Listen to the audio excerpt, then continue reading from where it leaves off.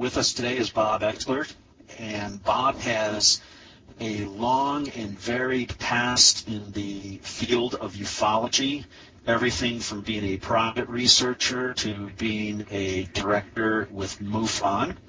Bob has been out of the active field of ufology here for the last several years, but we're very pleased to bring Bob back today.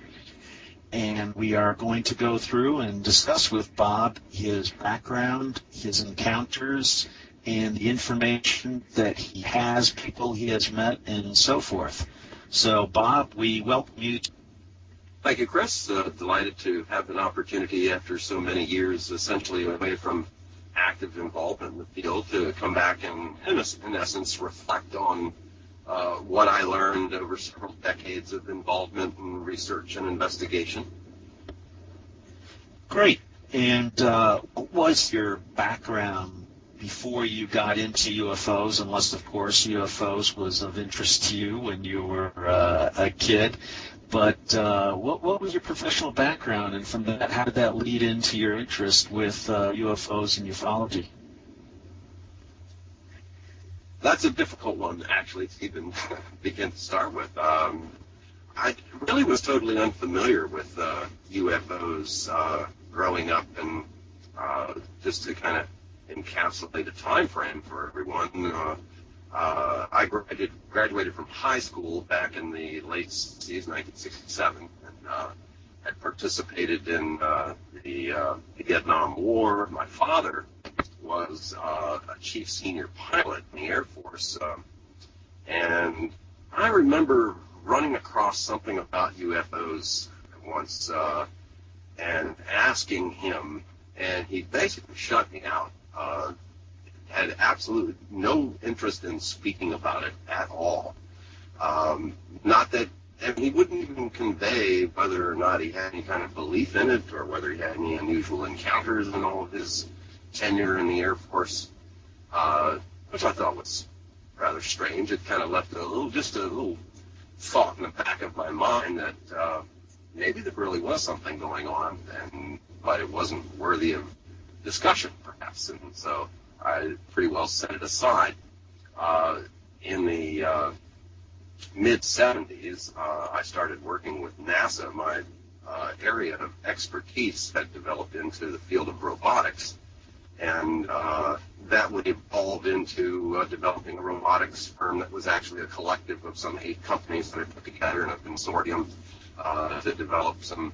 I was actually the first person, according to the U.S. Chamber of Commerce, to take advanced robotic concepts out of the factory and mobilize it in a variety of forms, including developing the first digital system for remote controlling airborne systems, and also applied that to ground systems and watercraft as well. But that fairly early on in the development process, once we were able to prove the technology, got absconded by the U.S. military for obvious military applications for some of it. But nonetheless, that was my reigning area of expertise. I got to work with a Canadian firm that developed the robotic arm for the shuttle program in its early infant stages, and so I had a technology background that when 1980 rolled around, that's when I tripped over an organization in Washington, D.C. that was actively involved in UFO research. And some of the members of that group, called the Fund for UFO Research, or FUFOR, I guess for short, involved people like Dr. Bruce Maccabee, who I later became good friends with over the years and still maintain contact with to this day, and got involved subsequently in a tremendous amount of research and a number of cases over the succeeding decades from 1980 forward. And, of course, what really interested me was the fact that here we had people who had scientific backgrounds, diverse backgrounds in all kinds of professions, that were expressing a serious interest in the phenomenon of UFOs. And that certainly got me to thinking that maybe there really was something to this whole field. I mean, anytime you heard anything on the news, it was all, shock and ridicule and smirking and Billy Bob with a six-pack of beer saw some strange lights in the night sky, that sort of thing. And that got me thinking about what's going on here. Why are people having somebody who comes along and expresses an interest or sees something unusual and is looking for an answer, why are these people suddenly ridiculed in the press? And that just didn't make sense to me. So I kind of, that really was the point that got me totally suckered into taking a much, much closer look at what might be going on with UFOs. So that's at least a start. Now I'll throw it back to you, Chris. Let's see where we want to go from here. Sure. Well, was there something that you saw or something that triggered, as you said, you kind of stumbled across the group in Maryland there that included a well-known individual to all of us here, Bruce Maccabee. Was there something that you saw at NASA or information that you were hearing along the way, kind of the whispers in the hall type thing, where there was any conversation going on concerning UFOs that were seen or experiences that whether it was astronauts that were having or engineers were seeing in the data that they were collecting?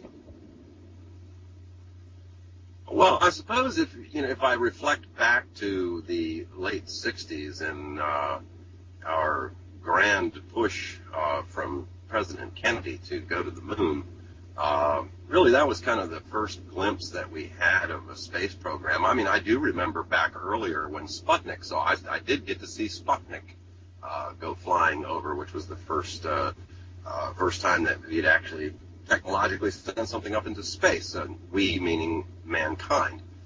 And so that was intriguing, but it never occurred to me during any of those times that there might be something along the lines of what would be considered non-human existence and technologies.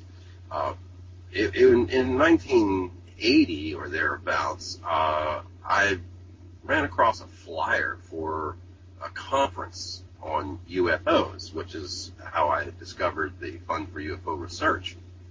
And that was really what got me thinking. I had no personal involvement. I hadn't seen anything that I would consider to be unusual in terms of UFOs, so I really had no personal stake in it any which way until that time.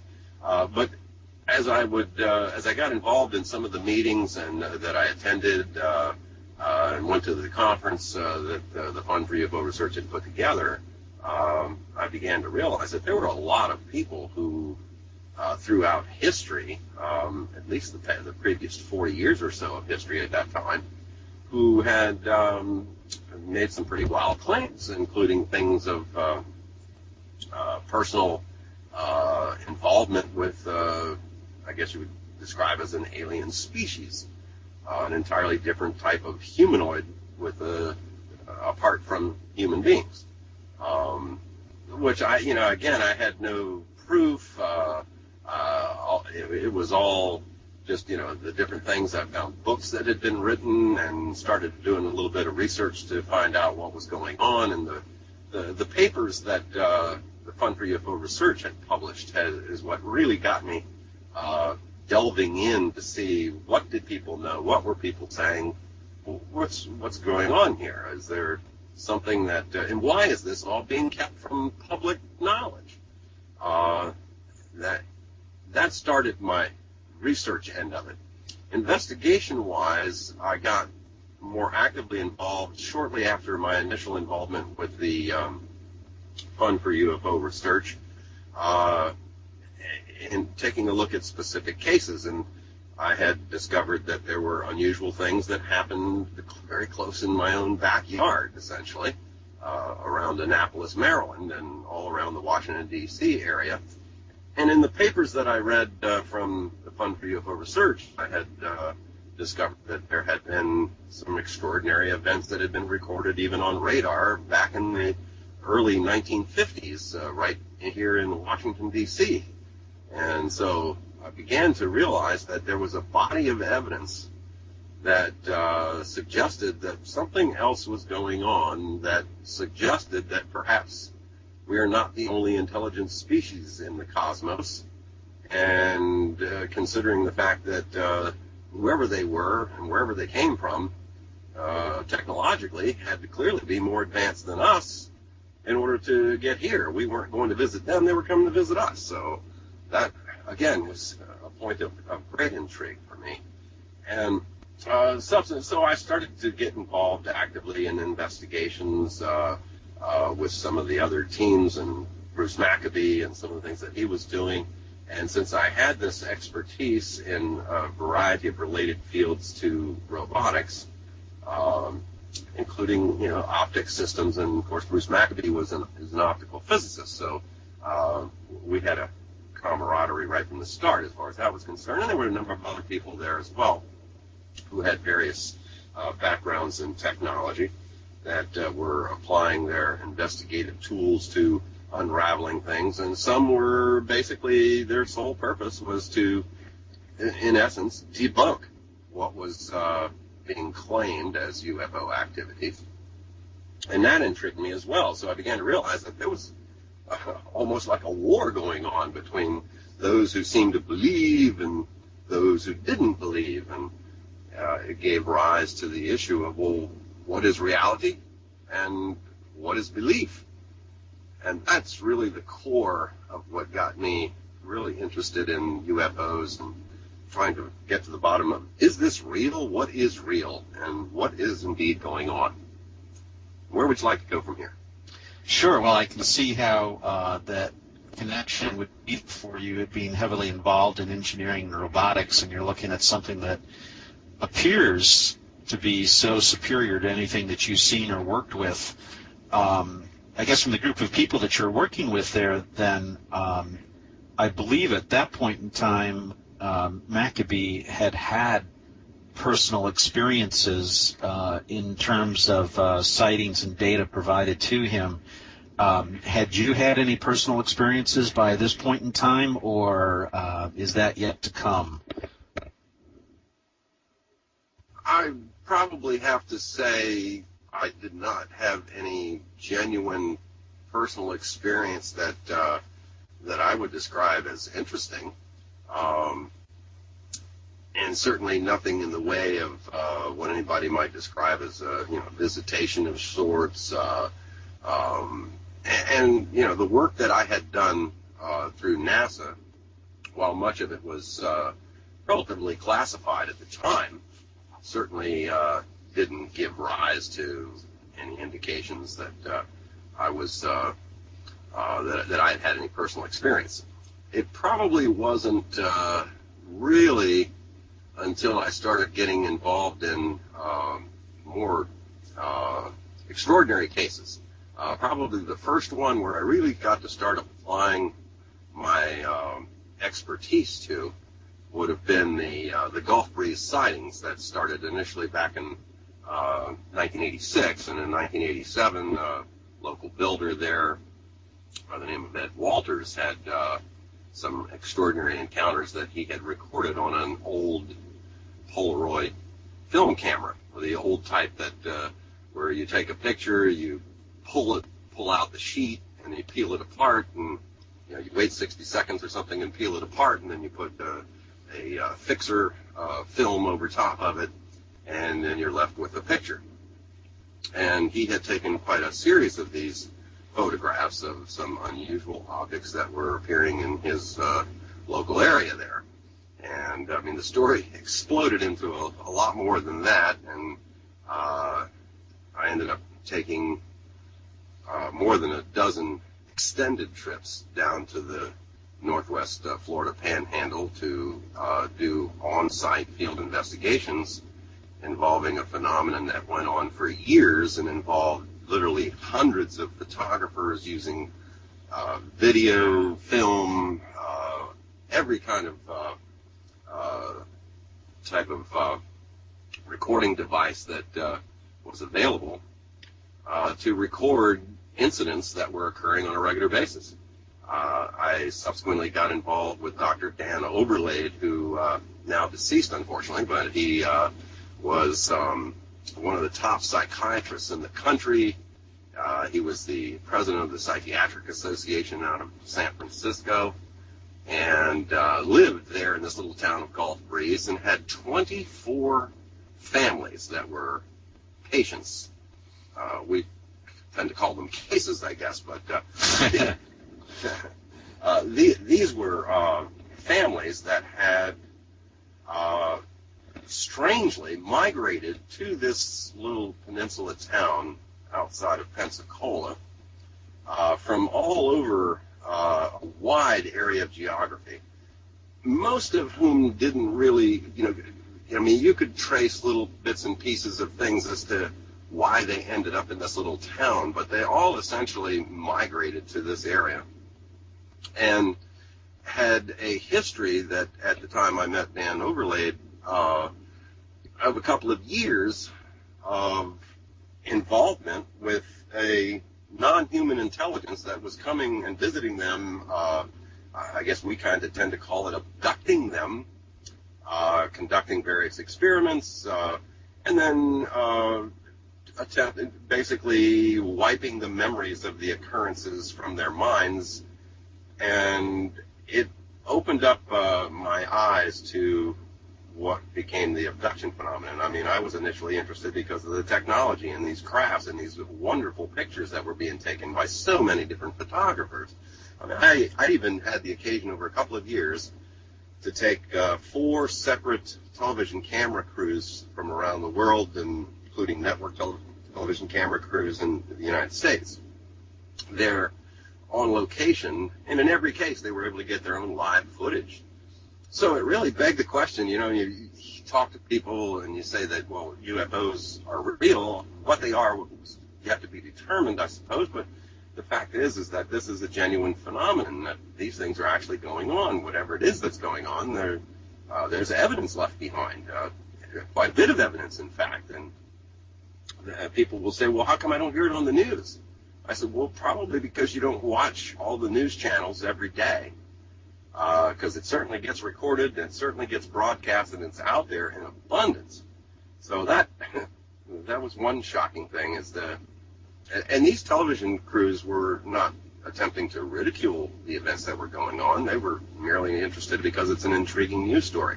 But as I quickly learned, news stories, the news phenomenon is just, it's a sensationalist business based on ratings, and something that's intriguing gets broadcast and published, and then it goes away. Sure. There's a life cycle associated with it that unless there's new or additional information that can be built upon what was presented, it will just somewhat die out and move on to the next thing. Well, that's one element that came to play. The other element is that we were looking at extraordinary equipment. Right beside Gulf Breeze is a naval air station, the Pensacola Naval Air Station. And over the course of a couple of years of going down there for extended periods of time and conducting investigations, we witnessed military aircraft come and chase these things away. They were coming in with such incredible regularity. They come out of the water, they come out of the sky, they go back into the water. All of these things being recorded regularly, literally on a daily basis for an extended period of time. And they, in one case, it was a substantial sized craft that parked over a shopping center for a couple of hours one afternoon. And of course, there'd be a couple hundred people would, gawk at it. Then one of the Navy jets would come flying in and chase it away. It was just unbelievable. So there was no indication that you saw that these were actually coming from Pensacola Air Force Base, but that there was a reaction from the military to the presence of the UFOs and USOs that appeared in the Gulf Breeze area. Well, it goes well beyond just that element. One of the investigations that I first started when I developed the Annapolis Research and Study Group here when we were conducting investigations into a number of unusual things that were going on in the Chesapeake Bay area, which was one of which was precipitated by the loss of 1 million fish in one day as a result of an experiment conducted by the Navy here in the Bay. They had developed in the Chesapeake Bay area something called the Empress Project, which stood for the electromagnetic, EMP, Electromagnetic Pulse Radiation Environment Simulator for Ships, Empress.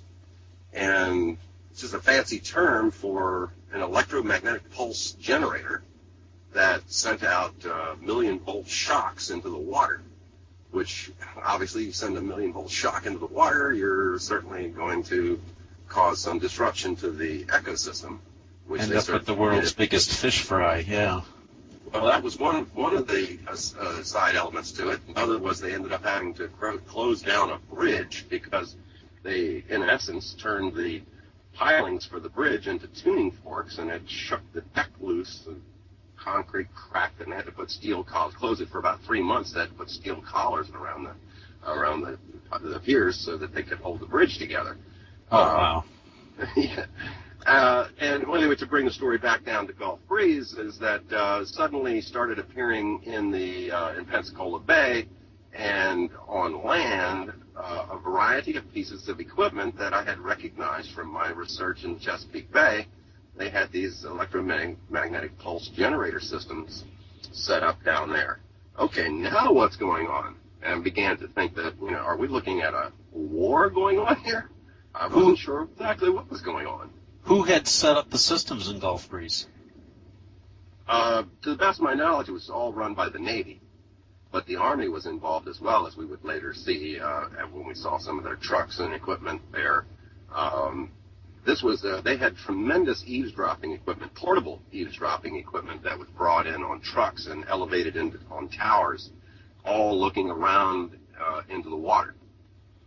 So clearly there was a defensive posture that was being exhibited by the military in and around the area.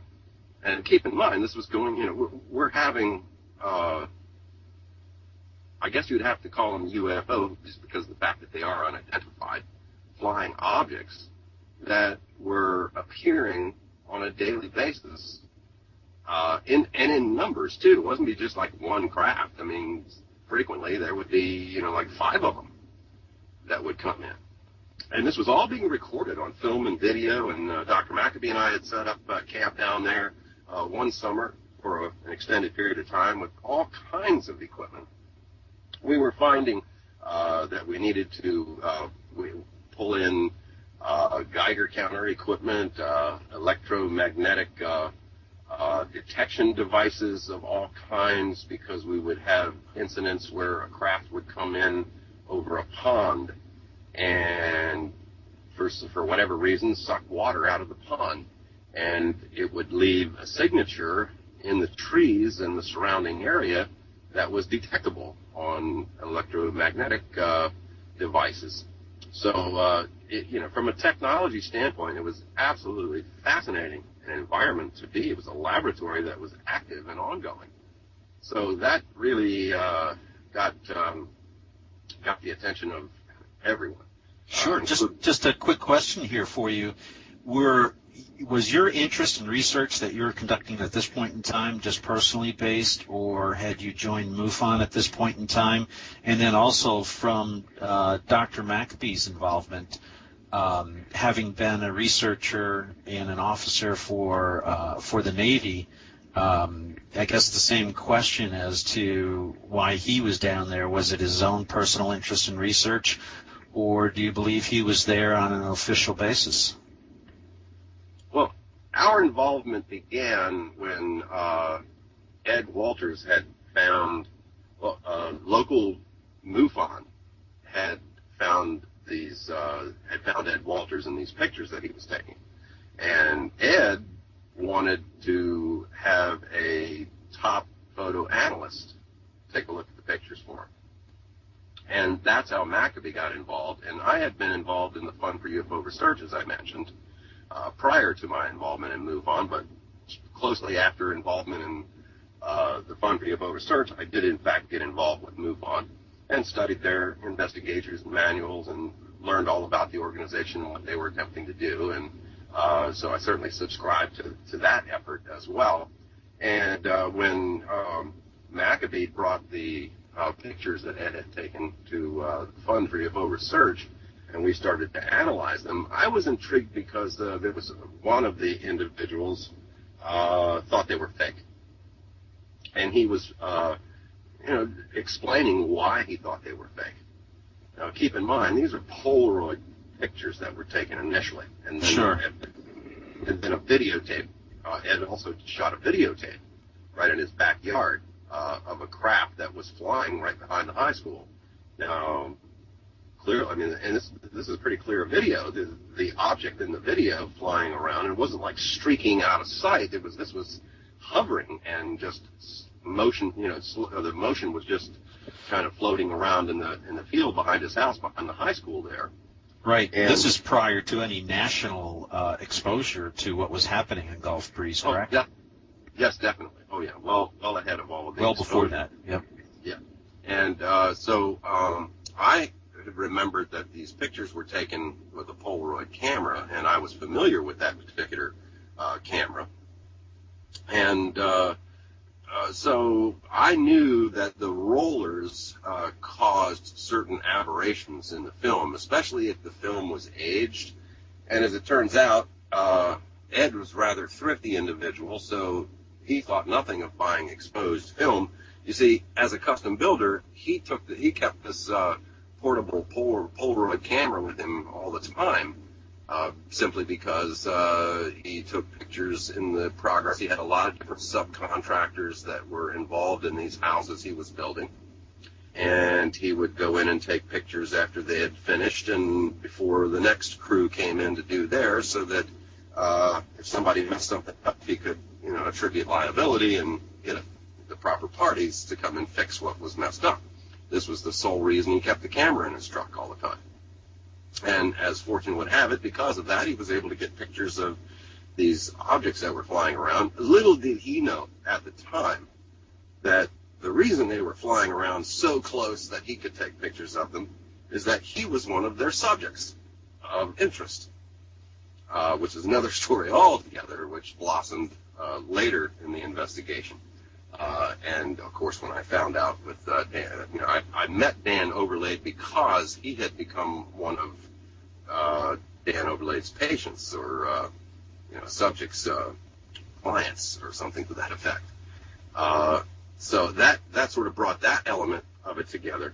But my interest was in, these pictures were the best I had seen of any UFO case that up to that point that I had really reviewed. Now, there were a lot of old pictures, black and white pictures that were taken way back decades before this that were very, very impressive, but for all intent and purposes could perhaps easily be explained as somebody having, throwing a hubcap in the air or something and getting a picture or whatever, something like that. Right. So I mean, although they might be impressive, they could also easily be dismissed, perhaps. Whereas these were very difficult to dismiss because, one, there was a tremendous abundance of pictures. They were not always the same craft, and frequently there were multiple craft involved, and there were other people seeing them, and as it would quickly surface, other photographers were taking pictures as well, giving them to the local newspaper, dropping them off in a drop box, not wanting to get involved and caught up in any kind of publicity. And, it was becoming, by the day, a more intriguing case, and it certainly did. I mean, I spent quite a number of years involved in the case, and the Polaroid pictures, and I go back to the Fund for UFO Research, where there were skeptics regarding the initial pictures. I got actively involved in this element of the investigation simply because I was intrigued with Polaroid photography, of which I had some experience with and was fairly familiar. I actually went to Atlanta and visited the Polaroid Corporation to study how the emulsion was applied to development of these pictures, how the film itself was made. And I became very intrigued about a number of elements and created a process which we called a light blasting technique in order to create an analysis. And I took each one of Ed's original photographs and put them on a drum and exposed them to 5,000 Kelvin light bulbs and rephotographed with a 35 millimeter camera at every f-stop. So we had a full range of density exposures. So you can look at these things, you could fine-tune it down where virtually all of the light disappears into the picture except the first source of light. The emulsion on these Polaroid film pictures was made in layers. And as a result, when light is exposed to the film, it sort of like burns down through the various layers of the emulsion in order to give you the image. And what's so intriguing about this is that it's not very easy to create a fake picture without it easily being detectable. And that was the first time I had seen pictures where, okay, now we can blow these things up to the point where, blow them up in terms of so much light on them, we can pull out every little latent detail. Now we're being able to see the actual structural elements within these craft. Because some of these pictures were taken from almost directly underneath the craft, right up into the bowels of the craft, if you will. Oh, okay. So, from a technologist's viewpoint, these pictures were pure gold because it told us so much about these vehicles, and from all of that, we're hoping to be able to determine, well, what kind of propulsion system is this? How do these things operate? All these questions about, well, why are they here and what's this, and all the other things that go into the sociology issues were sort of taking a back seat because we were so intrigued with the technology elements. Sure, and very important from a preliminary standpoint is it sounds as though through the research that you were able to do and these techniques that you developed, that you were able to ascertain that these were not abnormalities or anomalies within the camera or the film, or there was no apparent way that you could determine that there was any hoaxing that was going on, but that what you were looking at were indeed actual pictures and photographs of real objects, if you want to call it that, in the sky that were being taken with these Polaroid cameras. Well, that's true, but it also gave rise to the elements that were being used as the conclusion that the photographs were fake. And by that I mean, with the Polaroid camera, they have these rollers so that, as I mentioned, when you take a picture, you grab the end of the film and you pull it out through these two rollers that compress it starts the actual development process, the chemicals that are applied to the film. Right. Now, on an older camera, and especially with expired film, it is not at all uncommon, because we were able to duplicate it a multitude of times. You get these vertical bars across the picture. Right. That are areas where the rollers had passed through and hit, pockets of chemicals that started the process of development. And so the vertical bars that they were using as an excuse to say, well, what they've done is they've faded out the bars, that these were just posts that the crafts were perched on, and it was a double exposure. Well, we did thousands of double exposure tests to try to duplicate the pictures that we were looking at. And by the way, Ed also was using a 35 millimeter camera and taking pictures from that as well. Actually, it was a stereo camera. We started providing Ed with equipment. And Bruce Maccabee developed a stereo camera using two Polaroid Sun 600 cameras, which is an advanced model from the initial camera that Ed was using. And he got pictures with everything we ever provided him. We would seal cameras up with wax, with a seal on them, so that if they had been opened by anyone, the evidence was there. We took every possible precaution we could dream of to try to eliminate the potentiality for faking a picture. And the case became extraordinarily complex over a long period of time.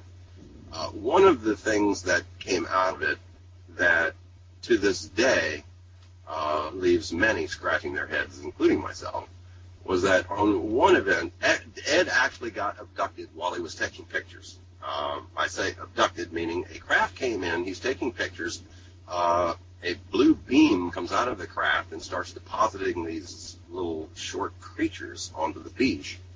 And they basically were all coming around, closing in around Ed to take him aboard the craft.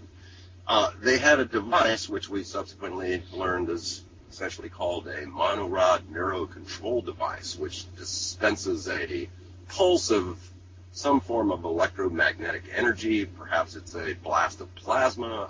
We're not really sure exactly what it is, but the objective is to essentially knock out the victim. And they call it, the victims themselves call it a whiteout as opposed to a blackout, because what happens is all of a sudden everything goes white and then they go unconscious. Ed got pulse with the thing, but purely by accident, his tongue was caught between his teeth and activated a pain sensor. If you ever bit your tongue, you know exactly what I'm talking about, and certainly everybody has. And the activation of this pain sensor overrode the monorod neurocontrol device, and Ed was still conscious.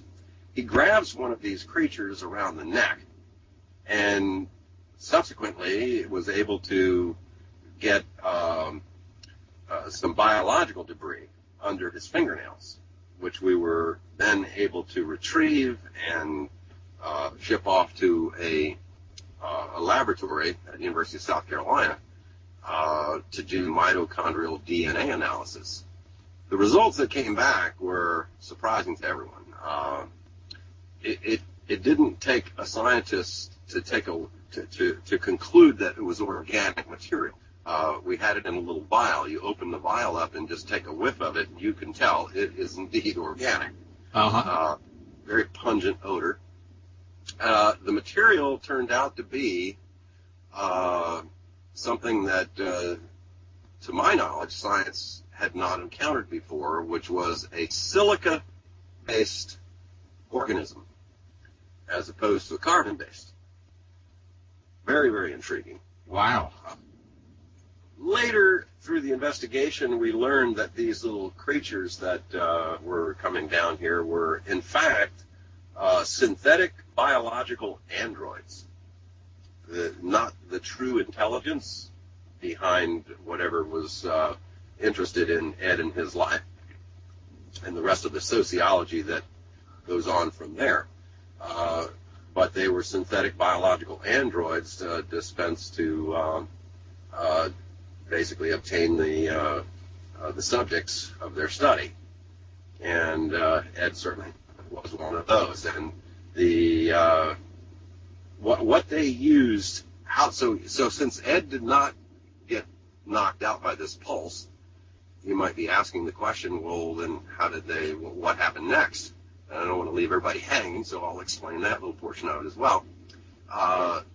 They had implanted images at this point in Ed's brain that if he didn't give up, they were going to go and get his daughter.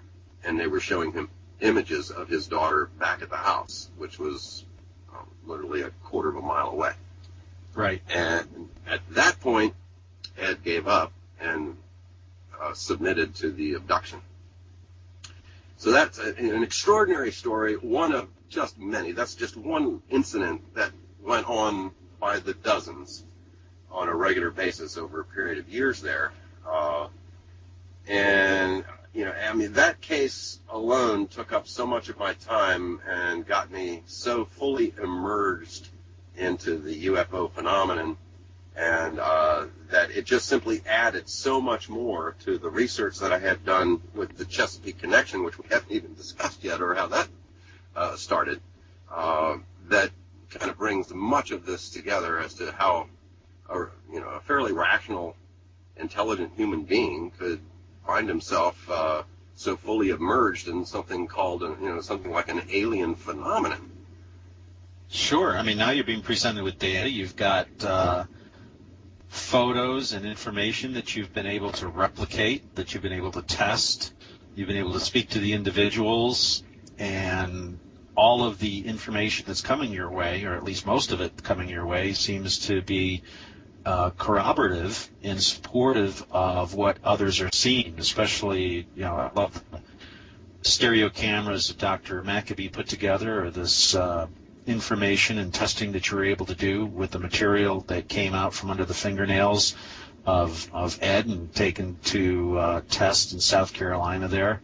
I mean, all of that is certainly worthy of them pulling you into and becoming totally immersed in the subject at that point in time, because I could see how even in just this one particular sliver of what's going on out there, that this is enough to study and stay on top of and become completely devoted to spending your time researching it. I mean, that's all just really quite incredible. One of the questions that came up here as we were discussing this a little bit is Dr. Maccabee's impressions, both at that time and whether or not you're aware of what his current impressions are of what he saw down there, and then of the ufology research and study that he's done through the years in general. So, did he really walk away from Gulf Breeze with the same thoughts that you had regarding what you were seeing, or are you aware of what his particular viewpoint or opinions were of the data and photos that he had been shown and studied? Gulf Breeze generated, I think you'd have to probably say that Gulf Breeze was the biggest case in the history of ufology, in the sense that there was an abundance of evidence, photographic type evidence for one, the physical evidence on the ground, active contact of multiple families, that it has to be considered the most prolific case in history in terms of what it gave us to evaluate the UFO phenomenon with. With regard to your question, I don't want to speak for Dr. Maccabee, but based on things that he has published publicly and continues to discuss to this day, I'm sure Gulf Breeze ranks as, if not the number one, certainly one of the number one cases, the top cases that he's ever been involved with, that provides us with enough information to clearly recognize that it is beyond a genuine phenomenon. We don't know who these people are. I call them people because of lack of a better term, but we really don't know the intelligence behind the phenomenon as it relates to Gulf Breeze itself. What we do know is that they definitely are there, that they have equipment capable of flying through the air and getting into the water with equal ease in and out of the water. That we learned that they use creatures that are synthetic biological beings to do the groundwork, as it were. And there's insights that go well beyond that, and quite a number of books that have been published, both by Ed Walters and others, relative to the events that transpired down there in the late 80s and early 90s. And sightings continue to this day, so it's not like it's gone away. But, I mean, what had happened in Gulf Breeze was a phenomenon in ufology. It brought interested parties, MUFON groups, the Mutual UFO Network people, skeptics. It brought the media. It brought everyone into this small little town of about 5,000 people and touched them with something unusual to our daily lives that we call the UFO phenomenon, which in essence represents a non-human intelligence interacting with us in our everyday life in a very, very incredible way. that certainly will make you scratch your head and wonder what is life all about and where do they come from, who are they, why are they here, what do they want from us, why.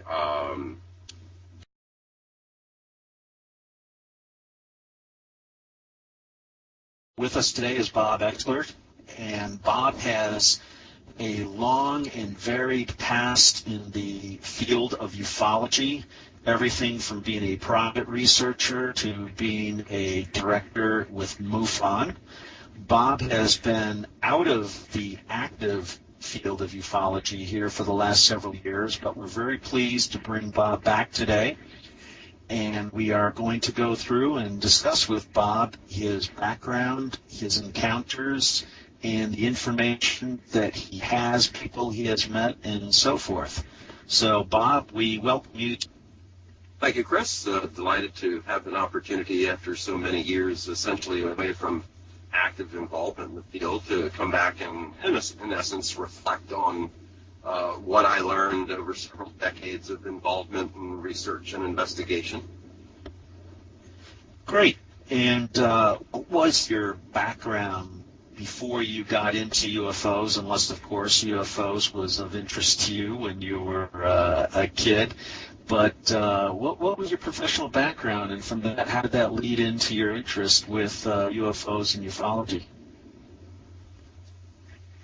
That's a difficult one, actually, to even begin to start with. I really was totally unfamiliar with UFOs growing up, and just to kind of encapsulate a time frame there that included a well-known individual to all of us here, Bruce Maccabee. Was there something that you saw at NASA or information that you were hearing along the way, kind of the whispers in the hall type thing, where there was any conversation going on concerning UFOs that were seen, or experiences that, whether it was astronauts that were having or engineers were seeing in the data that they were collecting? Well, I suppose if I reflect back to the late 60s and our grand push from President Kennedy to go to the moon, really that was kind of the first glimpse that we had of a space program. I mean, I do remember back earlier when Sputnik, so I did get to see Sputnik go flying over, which was the first time that we'd actually technologically send something up into space, we meaning mankind.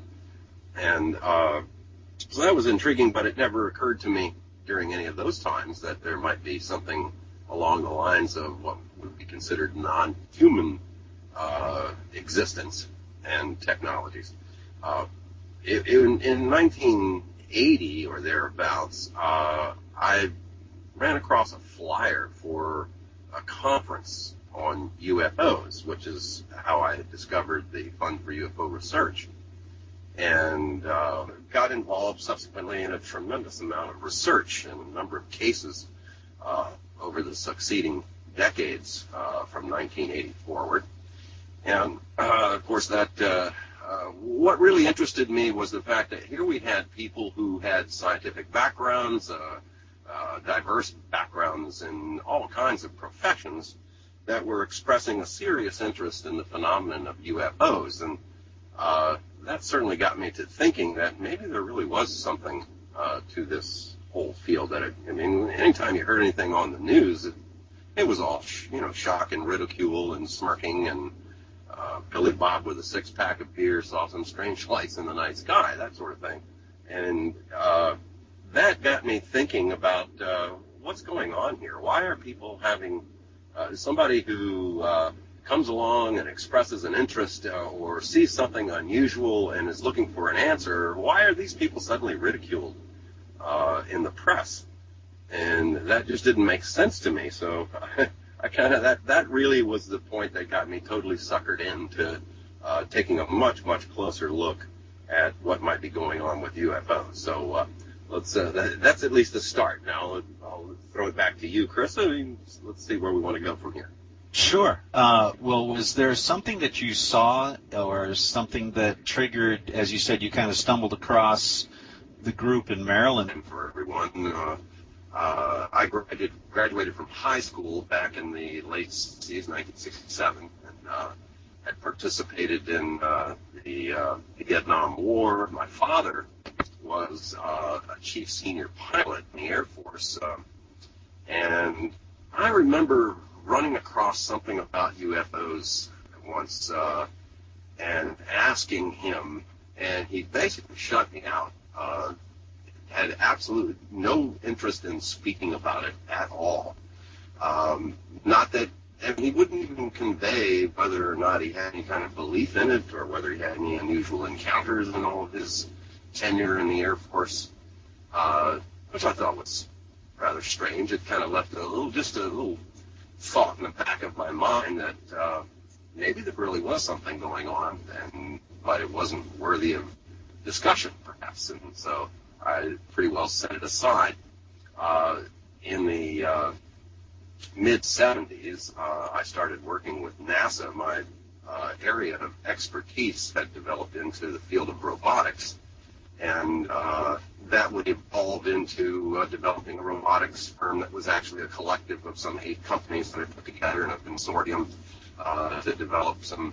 I was actually the first person, according to the U.S. Chamber of Commerce, to take advanced robotic concepts out of the factory and mobilize it in a variety of forms, including developing the first digital system for remote controlling airborne systems, and also applied that to ground systems and watercraft as well. But that fairly early on in the development process, once we were able to prove the technology, got absconded by the U.S. military for obvious military applications for some of it. But nonetheless, that was my reigning area of expertise. I got to work with a Canadian firm that developed the robotic arm for the shuttle program in its early infant stages, and so I had a technology background that when 1980 rolled around, that's when I tripped over an organization in Washington, D.C. that was actively involved in UFO research. And some of the members of that group, called the Fund for UFO Research, or FUFOR, I guess for short, involved people like Dr. Bruce Maccabee, who I later became good friends with over the years and still maintain contact with to this day, and